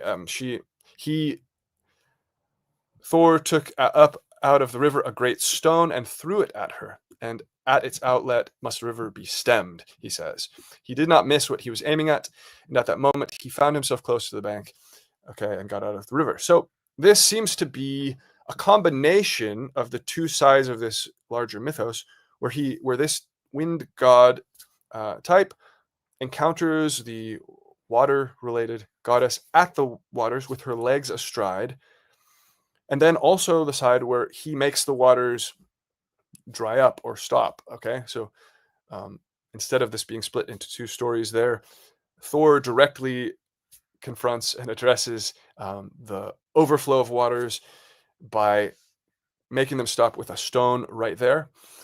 But then furthermore, he then encounters them again later on in the same story, and they try. Gyalp and her sister Grape try to kill him, and so he fights back and kills them at that point by lifting them on a rather. They're trying to lift him. Let's see. So he realized that the seat he was on was being lifted toward the roof, so he pushed Grid's pole up into the rafters and pressed himself down onto his seat, crushing the daughters underneath, breaking their backs. So he does the female that he sees with legs astride the river. He makes the waters dry up, and then he also finally kills her at the conclusion of the story. So to me, it seems pretty clear that this is combining those elements where the Dagda also kills the terrible expression of this goddess.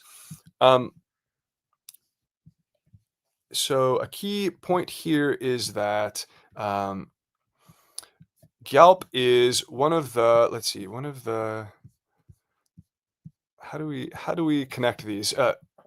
Arno, do you have any memory of how this, so Gyalp and Grape, the 9 mothers of Heimdall. So this is what I'm trying to get at. The 9 mothers of Heimdall, Gyalp and Grape are listed among these 9 mothers. And the 9 mothers of Heimdall are then believed to possibly, and I think it's true, but this is again a point of disconnect where we have to connect two things together. But there are 9 daughters of Ran. Ran is the primordial sea goddess, right? And there are 9 daughters of Ran, which are like her wave daughters. Okay, here, personifications of the waves. It says here, the 9 daughters of Aegir and Ran. So some scholars have then linked the 9 mothers of Heimdall with those 9 daughters. So that would mean that Heimdall is born from the sea. And this is what I believe, because Heimdall seems to be Apam Napat type, the son of the water, son of the sea. So it seems likely to me that this is true. The 9 mothers are just other names of the 9 daughters of Ran. And it fits together because Gyalp's very name, as we said, has the meaning of wave of the sea. And so that can potentially connect. And she's producing water out of her body. She seems to be a water-related figure. So it all ties together here. That would suggest that the daughters of Ran, the 9 daughters of Ran, could be sort of expressions of Ran herself, I think. So that points, and Ran is like this terrifying embodiment of the ocean. And we know that Mirthevnia is the dark ocean. It means dark sea. So I think this all is coming from a shared source, okay? I know this is complicated, and that's why it's been hard to get this video on this topic completed, because it is hard to map, but I think there's too much here to say that these aren't all coming from this shared concept of a primordial waters goddess who then has sort of like expressions of herself. We even see the Morrigan has multiple faces, multiple expressions of the Morrigan. And that one aspect of that primordial ocean, like such as Ran, is this terrifying primordial ocean. One expression of her is her daughter Gyalp. That side of her then is like the monster, the side of the waters that has to be caused to recede in this sort of chaos conf, where the wind god is the hero doing that attack. Okay, and that is expressed in different ways, but it all comes together with these same motifs of the female with her legs astride the river, and that encounter, and then the slaying to cause the waters to recede. So that suggests that that Gyalp is one sort of extension of Ran, and that this is the Norse Tiamat event, is the fight with Gyalp, and that the octopus, the dag that fights, is the Gaelic version, and that octopus is like the Tiamat of the Irish material. Okay. And that there's this complex relationship with the Dagda, or with the wind god in general, and this waters goddess or giantess, and that it is complex because she has a terrible side that has to be put into order, has to be subdued, etc. But that is a primordial wind god role that we even see in the Mesopotamian material. Okay, so with all of those confusing points, do you have anything to reflect on or clarify in that, Arno? No, yeah, that's a pretty commonly believed thing. It's not one of those stated theories that could be true, kind of like William Vey being Einir and Lother. But yes, the daughters of Aegir and Ran being the mothers of Heimdall is very likely. Often the number 9 is used as like a totality number, meaning something like all. So like the 9 wave daughters of Aegir, or the 9 wave mothers of Heimdall being like all waters, essentially. But yeah, it's I think that is a pretty good comparison there. Yeah. So it really seems like you said, he's very much causing the waters to stop. He's confronting the woman who has her legs astride a river. All of that.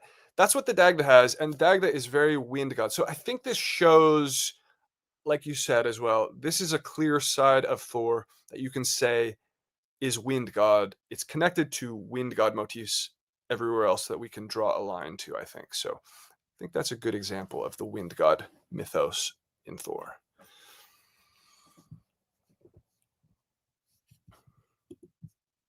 Yeah, there is a Slavic hero who I think kind of reflects a wind god motif.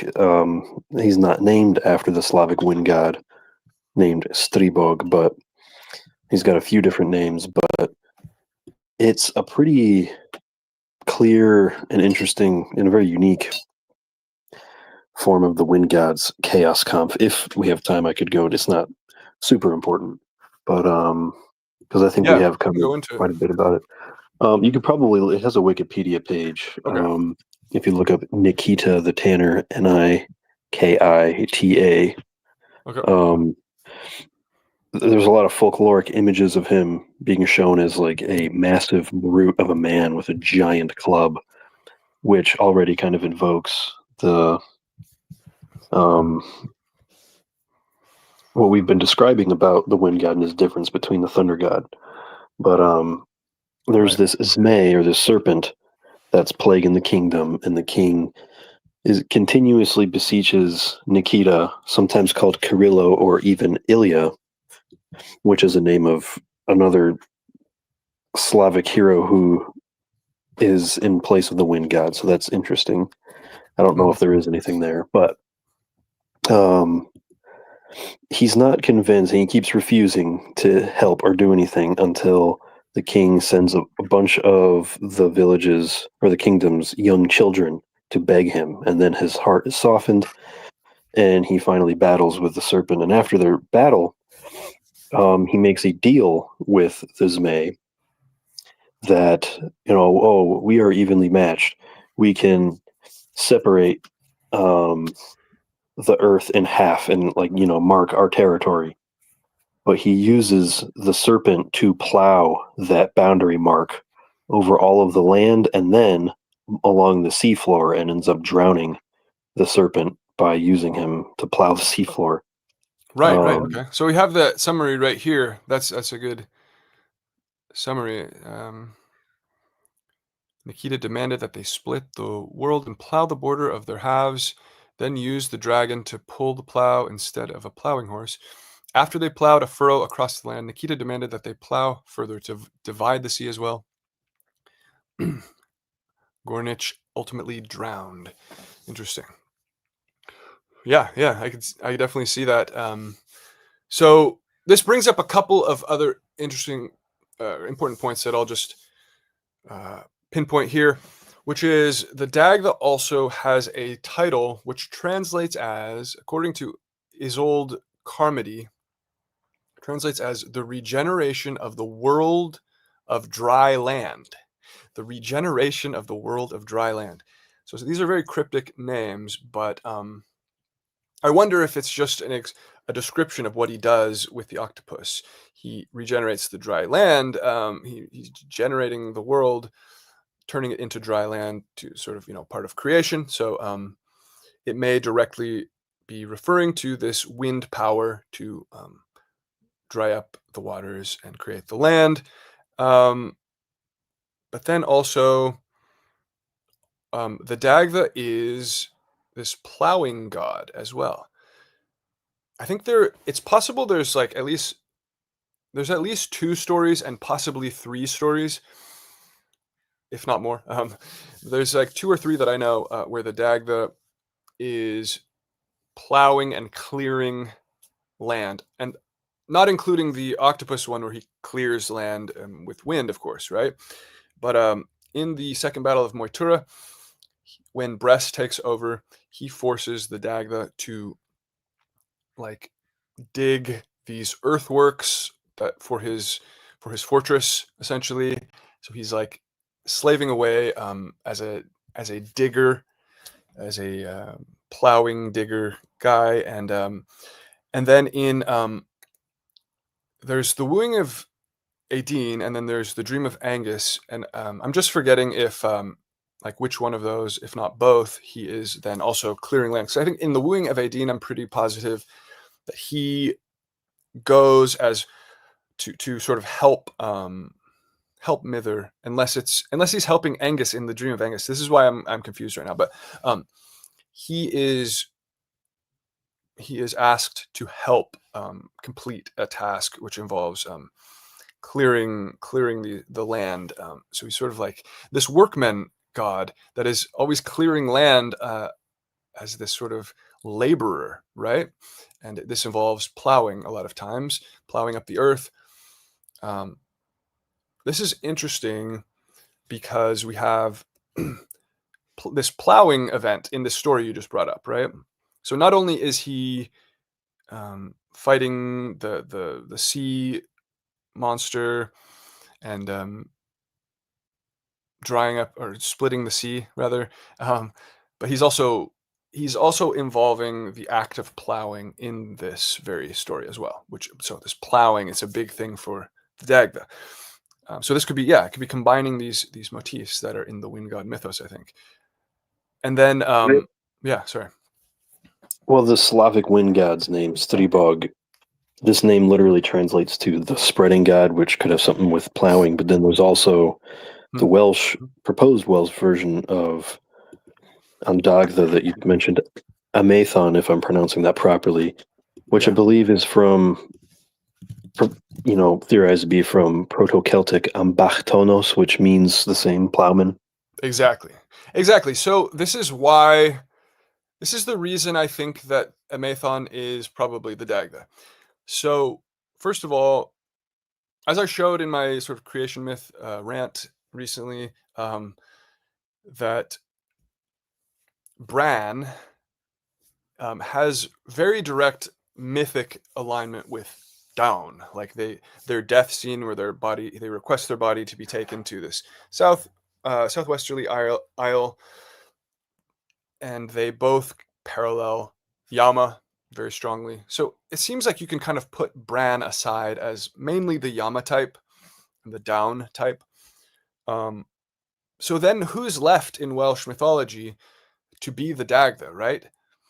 You could say that if you wanted to say the Dagda is like Father Sky only, then he would align with Matholic, but I just don't think that's true or satisfying. He's much more than just like the embodied sky, even though he kind of like overlaps with the Diaush role, right? We've discussed this, that the sort of the children of the Dagda sort of are similar to what Diaush has as his children. And the Dagda is the grandfather of the embodied sky trio of Mac Grania and his brothers. Okay, but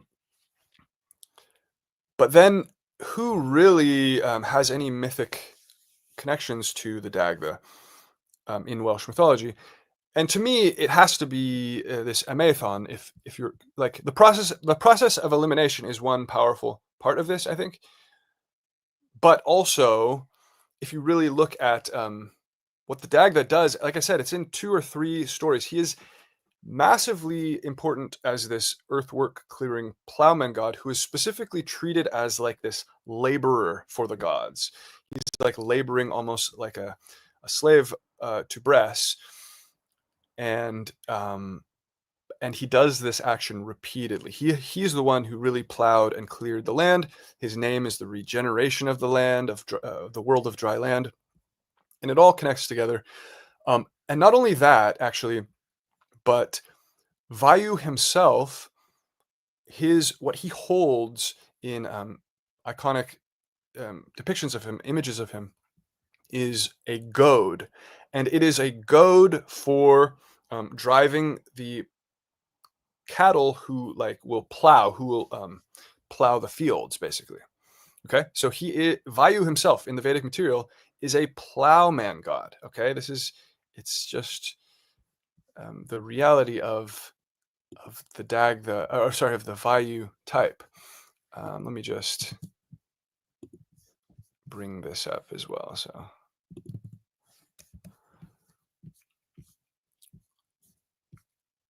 So yeah, I think essentially, I mean, if you read about Vayu, it'll say that he has the goad essentially, and so I think it's this long stick type of goad that he's holding there. But in any case, that is sort of the canonical implement that he holds, Vayu. So he's like a god who drives the plow in a way. And so if you then just look at Amathon, he is, like you said, ambaktonos, and this means like laborer, great laborer, or great plowman. Okay, so I think it all points to Amathon being just like a slightly less. There's slightly less surviving about him compared to the Dagda, but he is this plowman god, and he does appear in an important myth, which is the Battle of the Trees confrontation. And so he is in a battle, and he is with Bran and oh no, so let's see. Okay, so recorded that he steals the dog lapwing from Aran, leading to battle against. So we have all these main gods involved in this battle of the trees, which are Aran, Bran, Gwydion, and also Taliesin is there, and those are all major gods, and then Amaethon is there as the one who sets it off by stealing these animals. So it points to him having an important place, I think, among the gods. He's there among all these main gods. It's just that there isn't as much material surviving for him, but he is this great laborer god. So, okay. I think that's just important to think about. And so I wanted to really get that across. Not much more to say on that, though. Okay. We have to just realize, I think, that certain gods can be more important or less important in different branches. I do think there's this possibility that the Dagda and Down overlap, which, as many people know, Down is supposedly an epithet, or is definitely an epithet attached to the Dagda himself. Okay, Down is his own separate sort of underworldly god, but then the Dagda seems to get called Down as well. The problem is Down can mean just like brown, it can mean dark, it can mean also. One scholar who looked at this question said it can also mean like noble sometimes. So it's sort of a vague epithet in a way. And also, we need to remember that just because a god gets called a sort of generic descriptor, like Down can mean like dark, like, okay, he could be dark without being the god Down, right?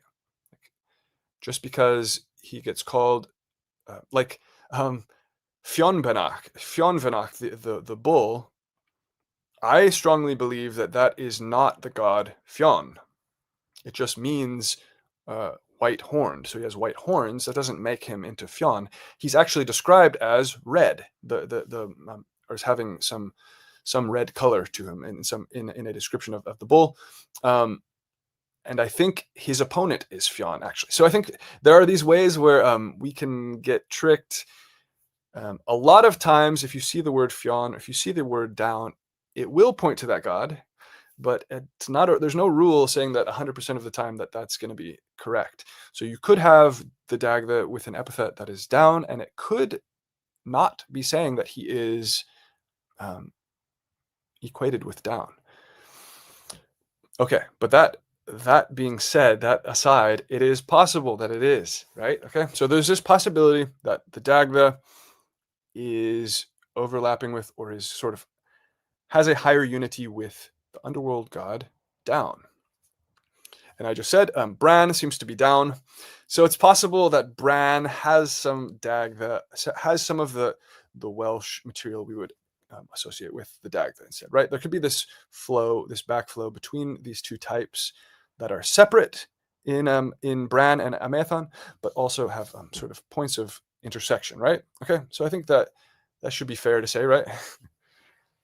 Yeah, it makes sense that so there's a difference between chthonic or Turanian and hypochthonic or subterranean.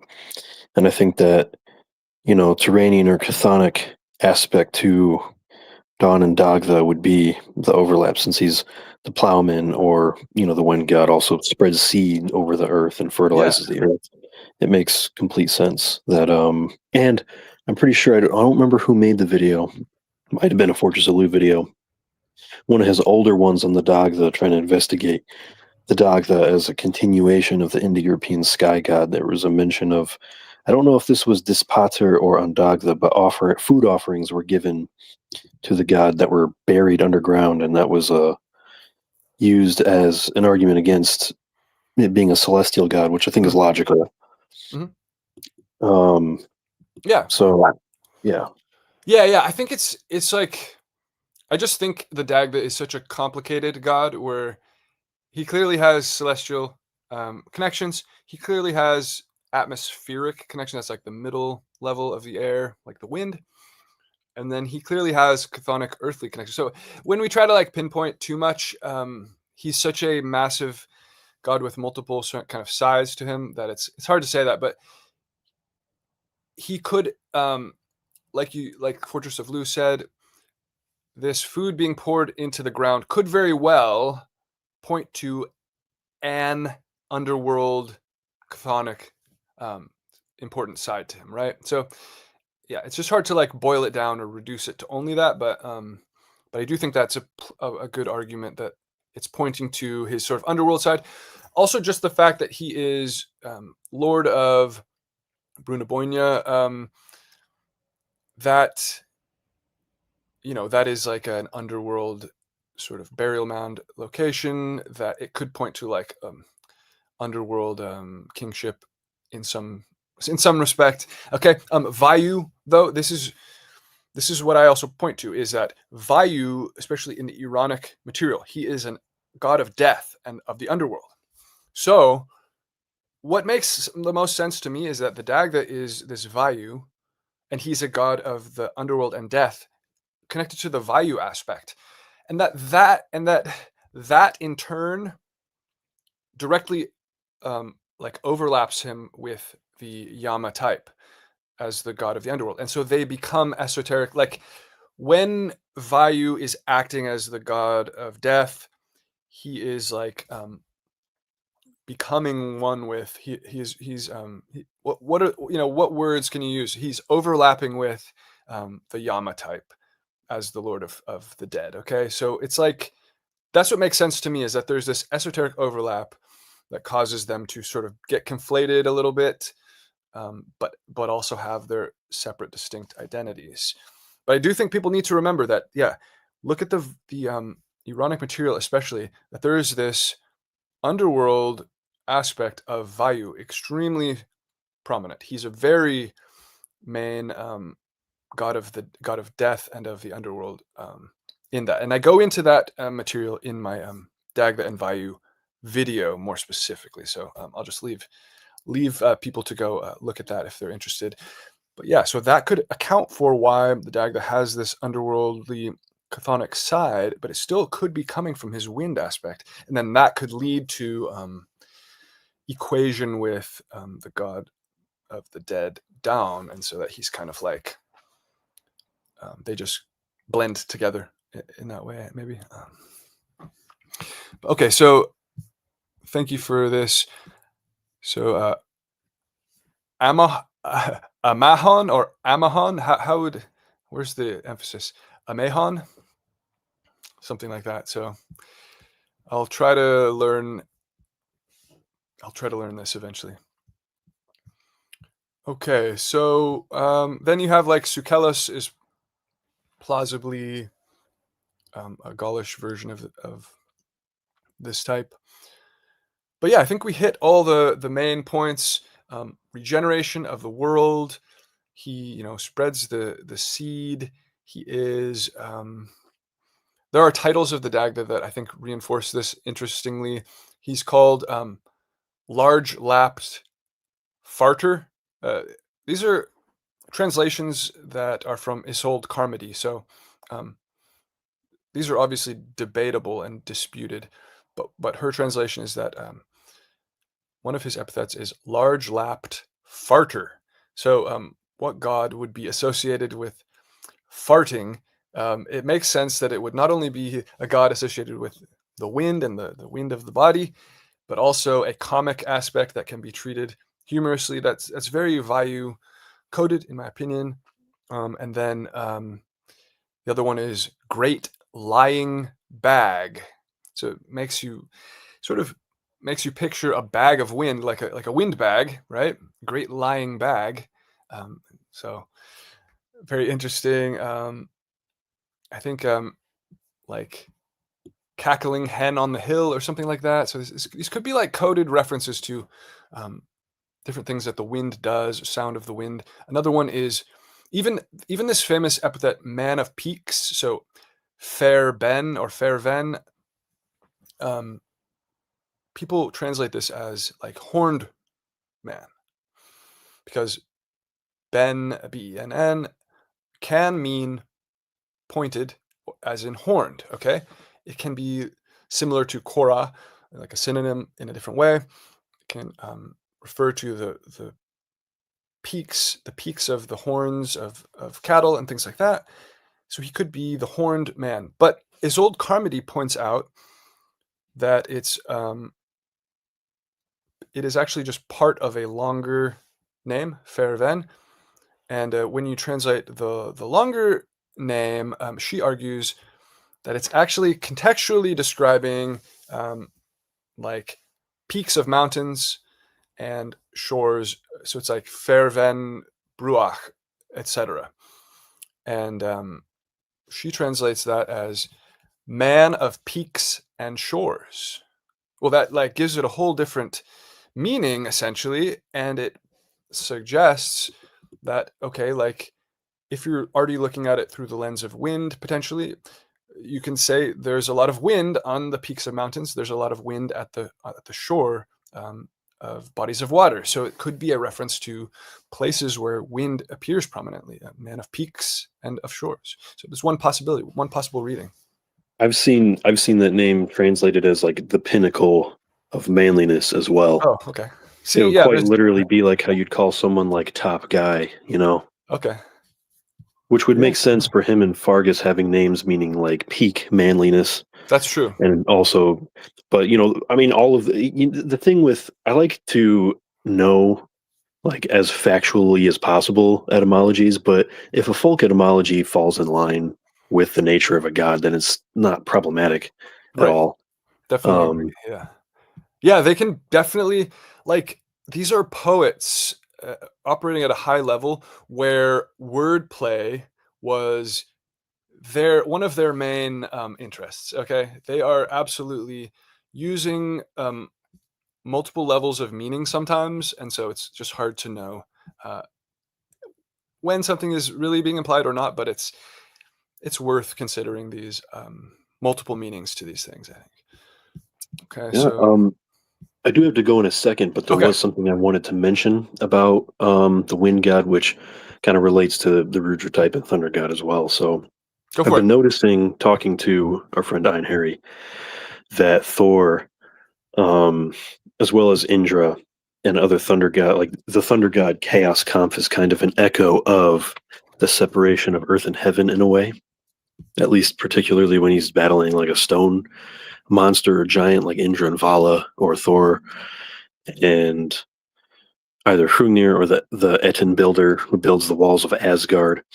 But I think it's you have gods that kind of exist in that middle air space between heaven and earth. It would make sense for them to kind of reenact that that cosmic sacrifice that separates heaven and earth and gives space for living things as we know them Hmm. in the first place, and that it's probably only those celestial gods associated with that middle space, like wind and thunder and whatnot. Rudra is like a storm god. Um, I'm not saying it's only those ones, but that's what I've seen so far. I think that's a pretty important thing to recognize. With like, it's all these things are all very multifaceted. They're the gods of that correlate to aspects of the cosmos, and then also aspects of the microcosmos, your body. Because there's also a story of Vayu and all the other gods leaving the body of a man one at a time in a competition to see who's most important, and the man's able to live when each of the gods individually leaves until Vayu leaves, and he's so strong that he pulls all the other gods out of the body and the man dies. That's, Yes. he's representing the breath of life. And that's Yes. a Yes. difference between him and Odin or Rudra. He's not the giver of the breath of life. He is the breath of life deified. So Absolutely. Thank you for bringing that up. That's actually the opening. That was the example I gave in the very opening of my Dag the article. It's from the Brihad Aranyaka Upanishad.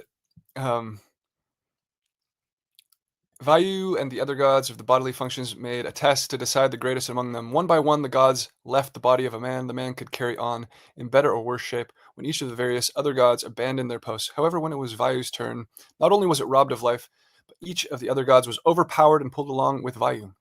And they quickly realized the supremacy of this wind god's power. If this was not enough to illustrate his importance, the Chandogya Upanishad teaches that only by knowing Vayu in the form of the syllable Om can the spiritual seeker know Brahman. So that's interesting. And it's also reminds us of how prana is like the step right after the absolute, essentially. Like it's like the prana is like the primordial prana, the vital air is just like the emanation from the Brahman, and it leads back to it. So a lot of meditation practice is all about connecting with the prana because of this reason. And that story reminded me directly of like the Dagda having this like in the story with the when he gives and takes life to the dwarves or whatever they are, the men in the east, that it's like he is. It just had this echo to me of that story from the Upanishads of Vayu having this overpowering power, and I don't know. There's something there. Okay, so yeah, thanks for being here. The only other thing is just that Dara. We have Dara in the Irish material. It seems to be this name of Dagda because he's called the Dagda Dara, and Dara is in the position in the Ulster cycle of the prana, the primordial prana. So that in itself, the fact that the Dagda shares that name and there's this overlap there, it points to, again, the fact that the Dagda really is this wind god. He is the one connected to this epithet, Dara, which goes back to being in the spot where we would expect the prana, exactly as the father of the Lugiths, who are the Purushas. Okay, all right. So hopefully that all ties together. The Dagda he has this prana aspect in his highest level, so he is this god of power, of vital power. But that all flows down in different ways, and the prana emanates into all the things, including rain, including the power in the earth. So I think even the chthonic sides of the Dagda, where people say like, this is a god of the earth and of fertility, that connects to the fact that he's prana, the vital power in everything.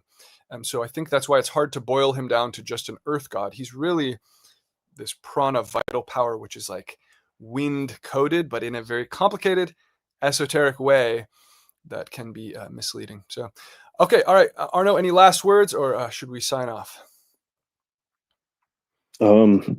No, yeah, that was it. I don't know if you said anything earlier about why comedy and laughter, like that being related to like the wind or air of the body being associated. I don't know. Yeah, I don't know. Next time you laugh or even like for fart, I guess, make sure to thank the wind god. Yeah, absolutely. That's a great point. So I don't know either. It's just life force. Yeah, like you said, laughter, all this stuff, swiftness. What do we? Large lapped farter, cutting mountains, like the wind cuts mountains. Okay, there's an example of some of these epithets that I was discussing.